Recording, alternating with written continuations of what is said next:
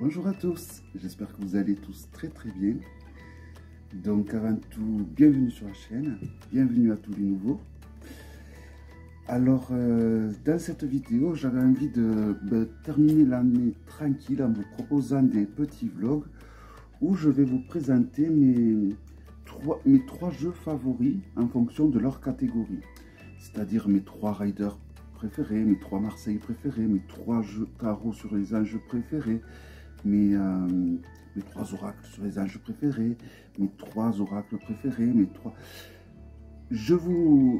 dans la partie communauté de la chaîne, je vous proposerai donc le titre de tous les vlogs que je peux éventuellement faire. Donc ça sera à vous à voter et à choisir le genre de jeu que vous voulez que je vous présente. Donc je pense que je proposerai des jeux sur les fées, des jeux sur les anges, des jeux peut-être sur la géométrie sacrée, sur l'alchimie, voilà tout ça, sur les animaux. Donc là, comme il fallait bien que je démarre par quelque chose, je vais vous présenter mes 3 riders préférés et mes 3 tarots préférés, mais c'est des tarots qui n'ont pas de code, c'est-à-dire ils suivent pas vraiment le rider, ils ne suivent pas le Marseille, ils ont un peu leur propre âme, ils ont leur propre système à eux. Voilà, donc je vais commencer par les riders. Alors, un rider que j'aime énormément, c'est le Troublat Tarot, qui est d'une qualité irréprochable. Il n'y a que la boîte, moi, que je trouve qu'elle n'est pas trop solide. Mais après, les cartes, par contre, après, c'est une boîte en dur, hein. Mais je sais pas, ce système de boîte, elle est aimantée. Je sais pas, alors peut-être que je me trompe, hein. Seul le temps me dira. Donc il est livré avec un guidebook entièrement en anglais, en noir et blanc. Il faut que je me cache, sinon le focus ne se fait pas, toujours pareil. Et un guidebook donc de 111 pages. Bon, je ne vais pas trop m'étendre sur le packaging du jeu, hein. On est là plus pour regarder les arcanes, hein. Donc les cartes sont vraiment d'une qualité, c'est le jeu qui est au niveau de la qualité, je crois, la meilleure, hein. Voici le dos. Il y a toujours des espèces de reflets de noir, de relief. Et voici donc, alors là nous avons le 9 de denier, qui est un magnifique lynx.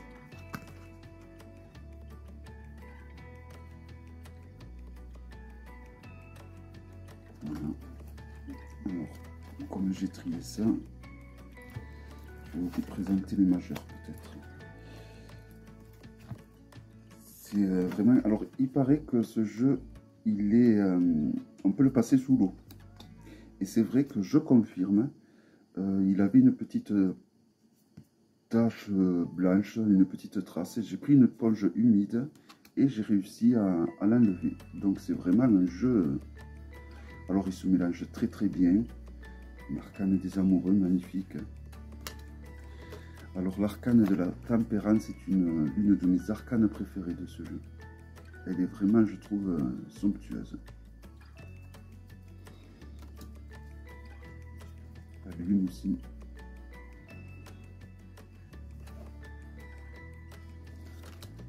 Le jugement. Donc là, je vous présente que des arcanes majeures. Mais les arcanes mineures sont pas non plus, n'ont pas été délaissées, elles sont toutes aussi belles, hein. Le diable.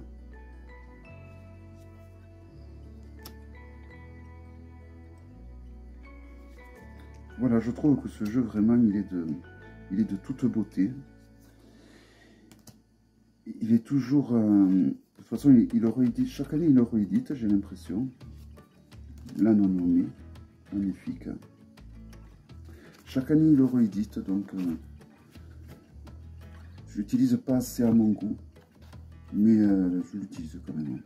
Alors, les mineurs que je trouve particulièrement réussis, ce sont les coupes. Vous voyez, il y a cet effet de transparence avec le liquide dedans. Je trouve vraiment que c'est super bien fait. Elles sont vraiment magnifiques. Les deniers aussi sont très jolis.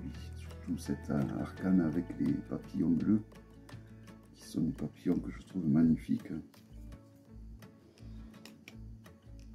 Donc pour les mineurs, vous avez quand même le numéro en bas, donc là, l'occurrence, le 9 de bâton.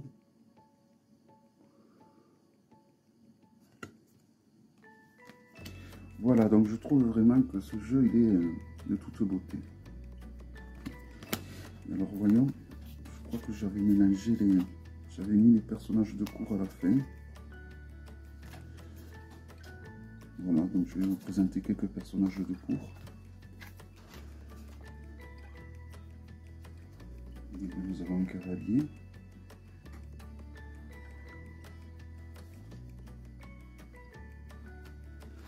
La reine.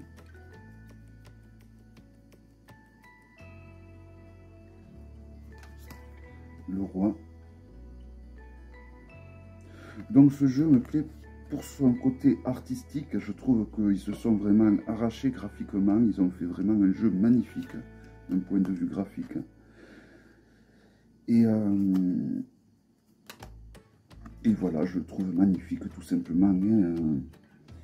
J'aime les jeux un peu sombres comme ça, mais c'est un faux sombre à mes yeux, car je trouve qu'au contraire, il a un côté lumineux qui ressort dans ce jeu. Et voilà, donc il s'agissait du True Black Tarot, un magnifique tarot que j'adore beaucoup. Alors ensuite, évidemment, je ne pouvais pas passer cette série de vidéos sans vous présenter mon rider préféré de tous les temps, pour le moment, car il s'agit du Boneston.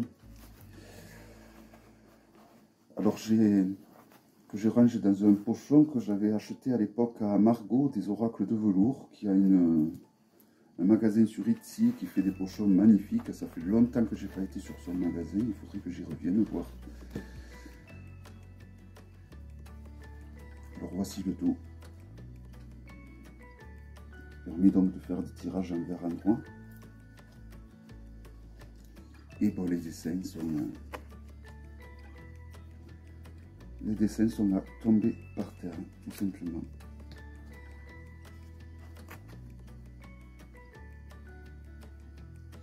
Donc c'est Anaturian qui a créé les graphismes, et c'est Avalon qui a été un peu la conceptrice du jeu.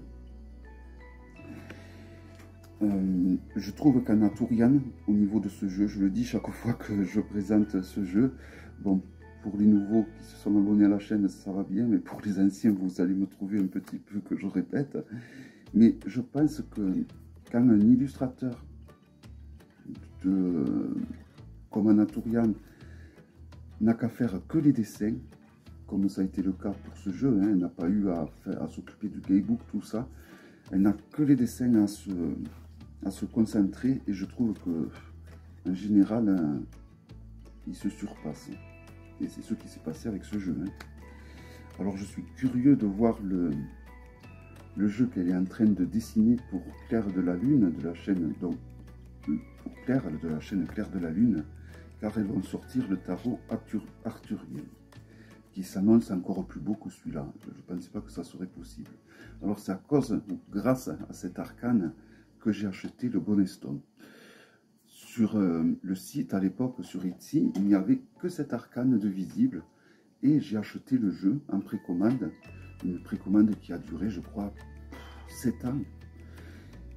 Et heureusement que je ne me suis pas fait rembourser, heureusement que j'ai insisté pour l'avoir, et mes attentes ont été plus que récompensées. Alors je ne sais pas si le tarot arthurien qu'elles sont en train de créer, Anaturian avec Claire, arrivera à détrôner celui-là.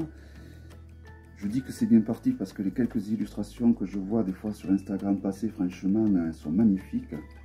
Mais quand même, le Boneston avait placé l'échelle très très haut. Donc là, il est en train de préparer toujours Anaturian le tarot of Echo pour accompagner son oracle qu'elle avait créé, l'oracle of Echo.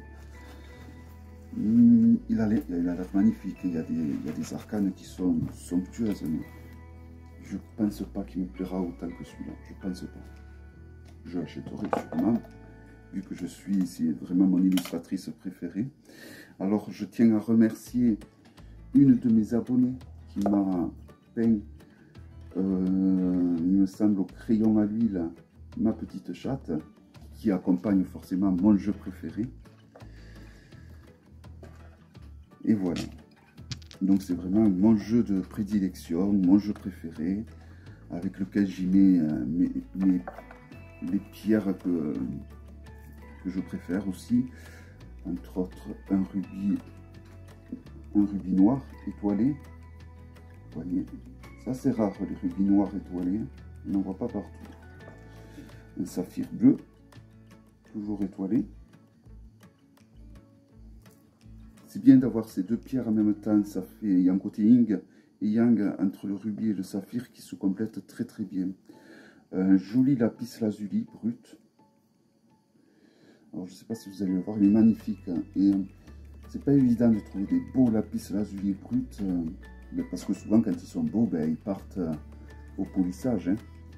Là j'ai réussi vraiment à en trouver un de magnifique. Hein.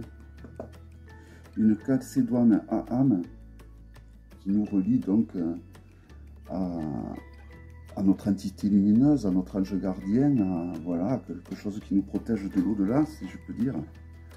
Une larme d'Apache, qui est une catégorie d'obsidienne, en fait. Et alors, ça par contre, ça me chiffonne, je vais pas bien vous le montrer. Il s'agit d'un quartz marion améthysté. Alors je vais vous montrer, je vous l'avais montré je crois. Voilà.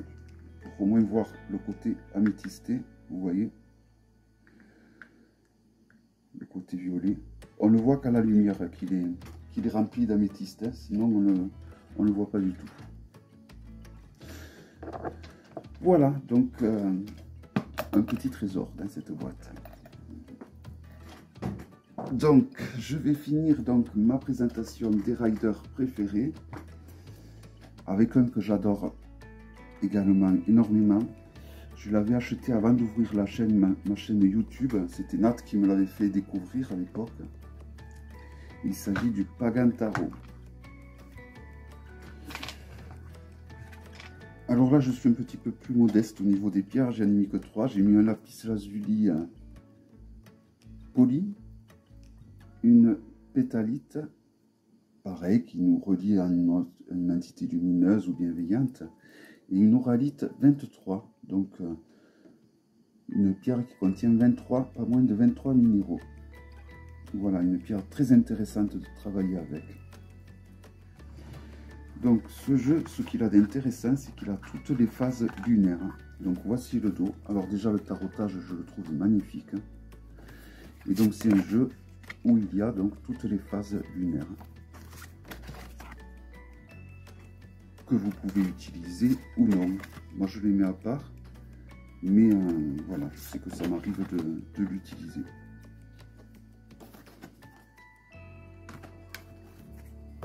Alors c'est un jeu qui a un petit peu un côté chamanique, et c'est vrai que j'aime bien les jeux chamaniques finalement, j'en ai pas mal, je réalisais, c'est souvent mes jeux préférés d'ailleurs, les jeux chamaniques. Alors c'est un jeu qui peut s'utiliser, qui est très agréable à être utilisé à l'extérieur. Alors la qualité des cartes, c'est le summum. Elles sont fines mais de qualité poker, donc elles sont au top. Alors là il y a une arcane supplémentaire, l'infini, qui est magnifique je trouve. On voit un personnage qui passe d'une dimension à l'autre. Hein.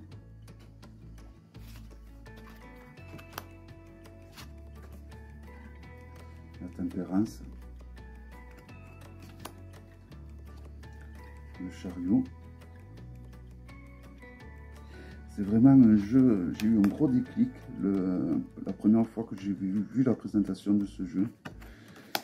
Et c'est un jeu que je me régale d'utiliser. C'est vrai que cette année, je l'ai pas mal utilisé. Je l'ai beaucoup utilisé même. Hein. Pour des tirages. Lorsque on m'a demandé de faire des tirages, souvent c'est avec ce jeu que j'ai fait des tirages cette année. Alors pourtant ça fait un moment que je l'ai, je l'avais pas, je l'utilisais pour moi, mais jamais pour les autres. Et là cette année, je ne sais pas ce qui m'a pris. Il y a eu un feeling qui est passé. Il y a des fois des jeux qu'on va avoir depuis des années, qu'on ne va pas y toucher, et puis un beau jour, ben, c'est parti quoi. Hein. Et c'est ce qui s'est passé avec ce jeu. C'est vraiment un jeu que j'adore énormément. Le diable.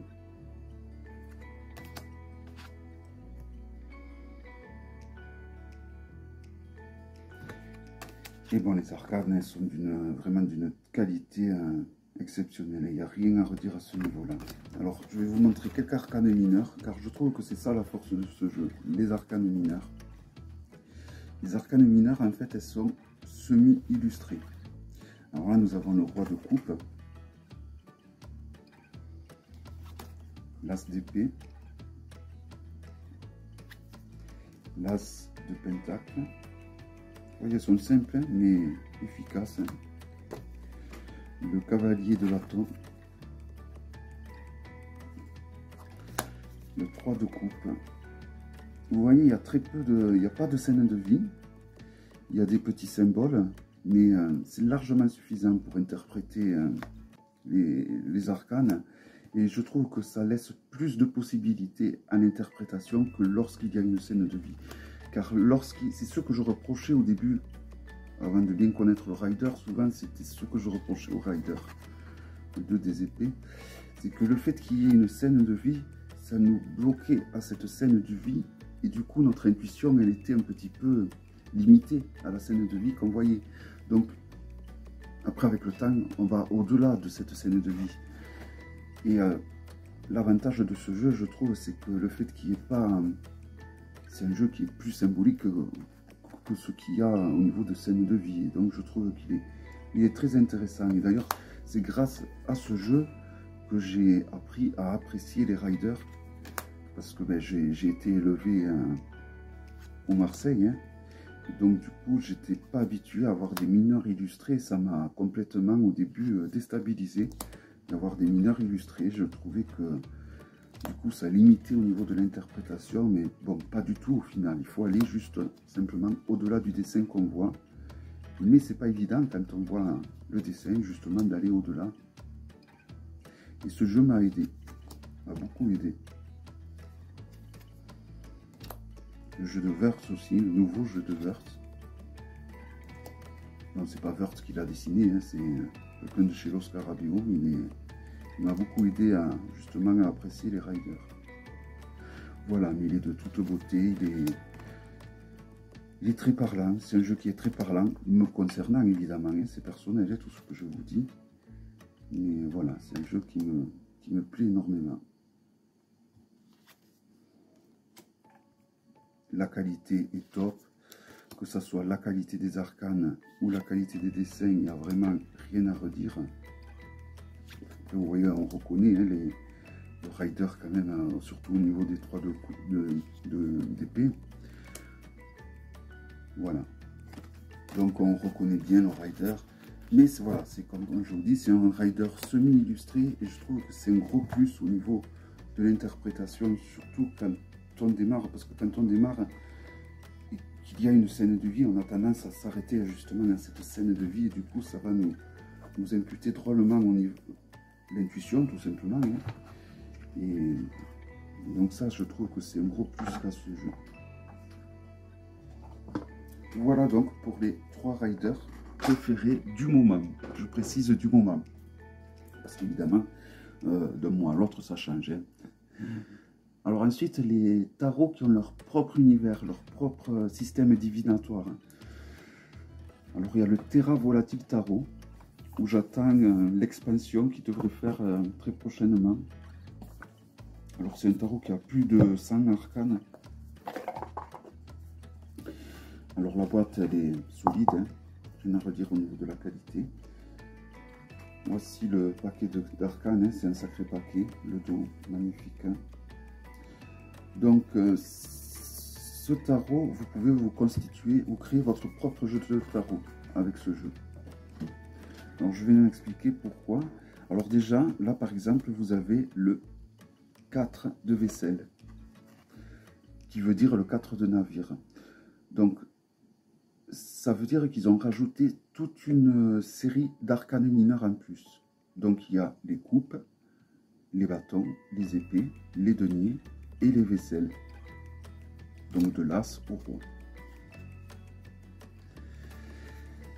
Et vous avez également plein d'arcanes majeurs qui sont en double. Donc par exemple au niveau de l'arcane sans nom, vous avez 3 arcanes sans nom, vous avez 2 arcanes du diable, vous avez 2 arcanes du magicien, 2 arcanes de la force, 2 arcanes du battleur.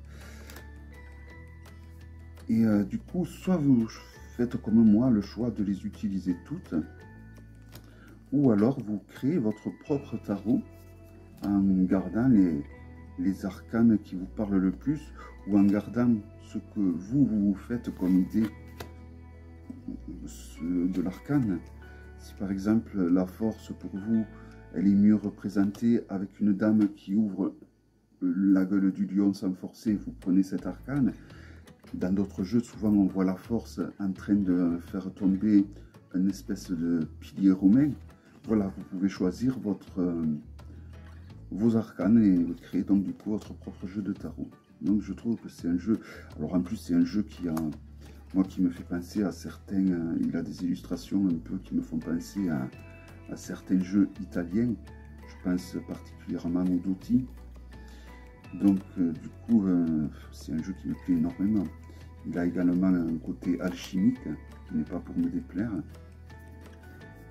Donc c'est vraiment un jeu que j'affectionne particulièrement et j'espère qu'ils vont bientôt sortir cette fameuse extension parce que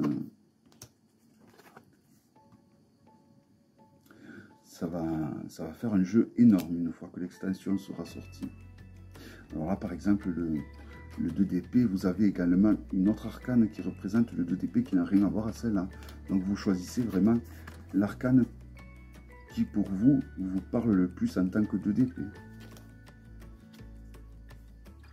Voilà, il n'y a pas que les arcanes majeures qui sont en double, il y a quelques mineurs également qui sont en double. En plus, donc, là par exemple, nous avons le 8 de vaisselle, donc qui fait partie des nouvelles arcanes mineures.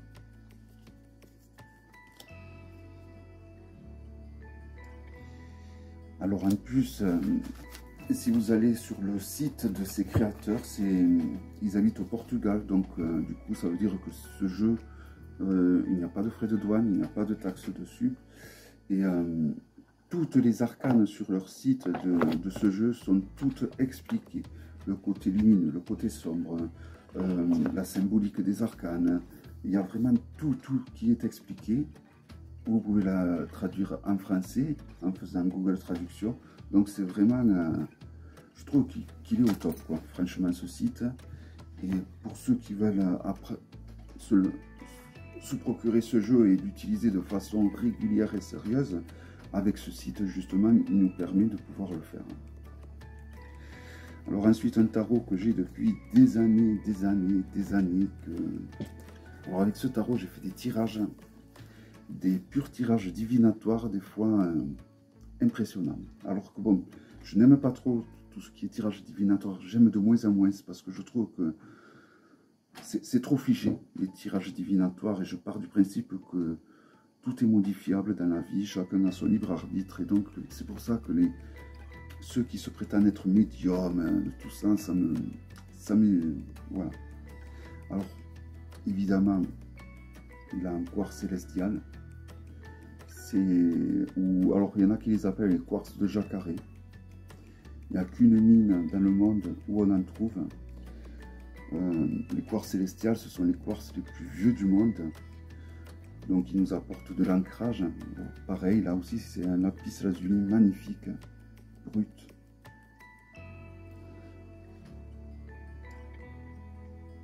Une pierre de lune noire.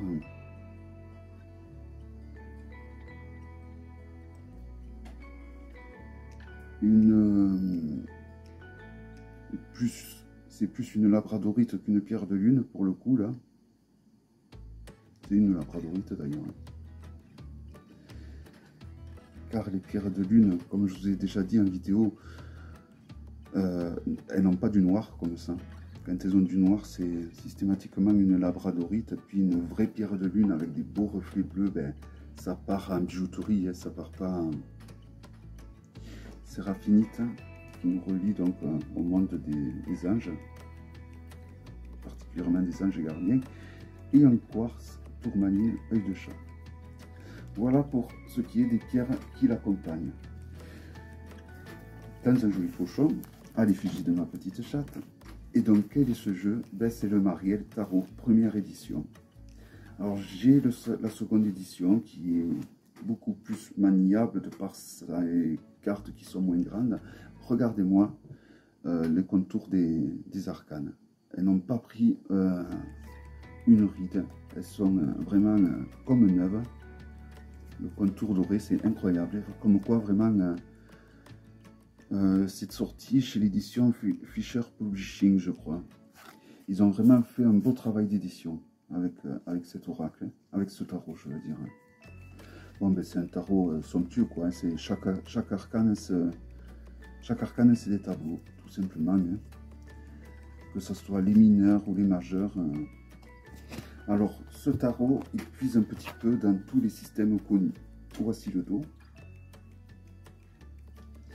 Il puise dans le Rider. La Tempérance. Il va puiser dans le Marseille. Il va puiser dans l'Eteia. Voilà, c'est vraiment un tarot qui puise vraiment dans tous les systèmes connus. La Lune, qui est en communion avec le Soleil.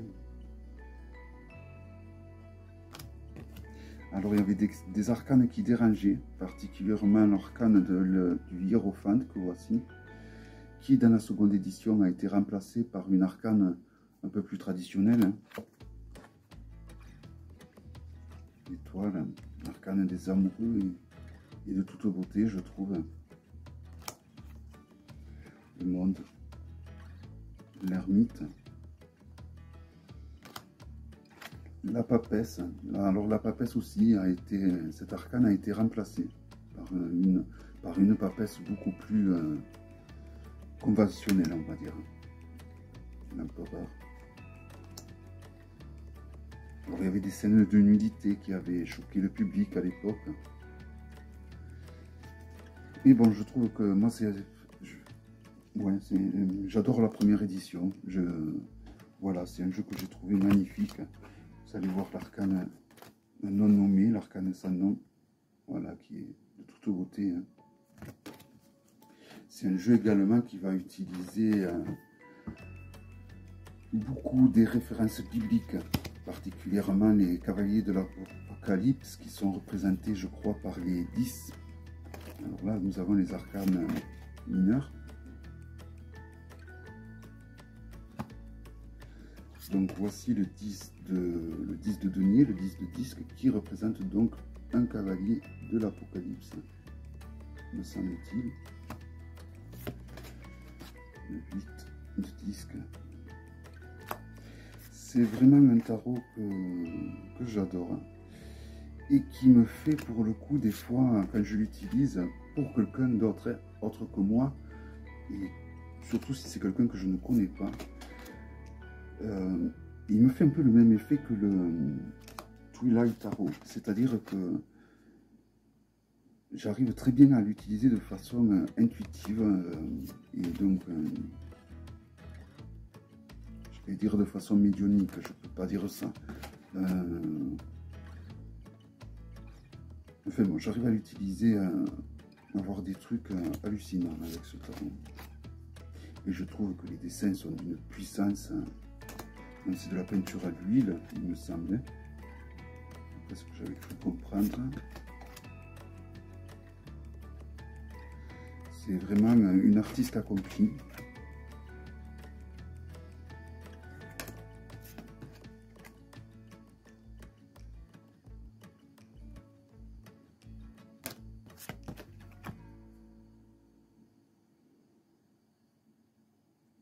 Voilà.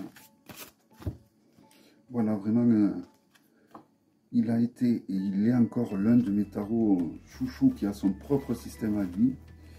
Et j'adore les jeux comme ça au final, qui ont leur propre truc, qui vont piocher un petit peu partout, un peu chez le Marseille, un peu chez le Rider, un peu chez l'Eteia, et qui gardent le meilleur en fait. Et je trouve j'aime bien les jeux comme ça. Et pour finir, mon dernier coup de cœur de l'année, qui est donc le tarot des vampires de Jens Daniels. Alors, J'hésitais à le mettre dans cette catégorie, mais quand même, il n'est pas comme un rider. Il n'est certainement pas comme un Marseille, voici le tout. Il n'est pas du tout comme... On ne peut pas le ranger dans la catégorie rider, je trouve. Comment vous dire? Donc déjà, au niveau des personnages de cour, on ne va pas avoir des personnages de cour traditionnels. Hein. On va avoir le seigneur, la dame, la fille et je ne sais plus.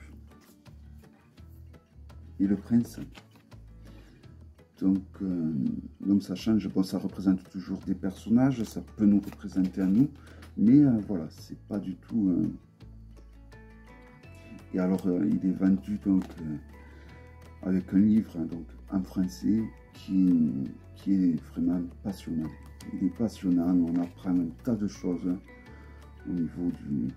Yann Daniel, c'est vraiment quelqu'un de très érudit, qui en a vraiment sous le capot, et qui... vraiment un grand merci de nous partager son savoir, ses connaissances comme ça. J'avais ce jeu en anglais, mais j'aurais pas pu traduire le livre, même avec Google Traduction, ça aurait pas été possible, quoi. Et là, en plus, le travail de la traduction a été super bien fait. Et voilà, quoi, franchement, c'est...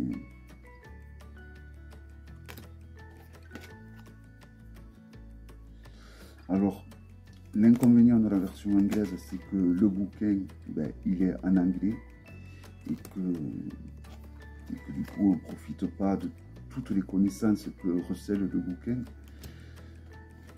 Je vais vous présenter quelques majeurs. Et puis surtout les arcanes. Les arcanes, le jeu de tarot en lui-même, il est vraiment de mauvaise qualité en anglais. Là, les cartes sont vraiment très épaisses, elles sont vraiment de très bonne qualité.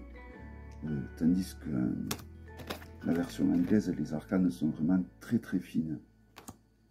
Alors, c'est pas pour autant qu'elles sont de moins bonne qualité, mais elles sont très très fines, quoi, hein. En tout cas, hein, ça ressemble, c'est pas du tout l'épaisseur de... Là, c'est de la qualité, alors pour ceux qui l'ont, le Necromonicon, voilà, c'est un peu la même qualité. Je sais pas s'il y en a d'entre vous qui ont ce tarot. Pas celui fait par l'Oscar Abbé ou d'autres, hein, ben, aux éditions Hadar, je crois. Voilà, c'est vraiment un tarot magnifique. Et toujours pareil, toujours, je ne comprends toujours pas pourquoi aucune maison d'édition ne se lance dans la réédition de ce jeu. Car c'est un jeu qui est très demandé. Et il mériterait d'être réédité, quoi. Parce que bon, sur Internet, la revente de ce jeu atteint des prix incroyables, quoi.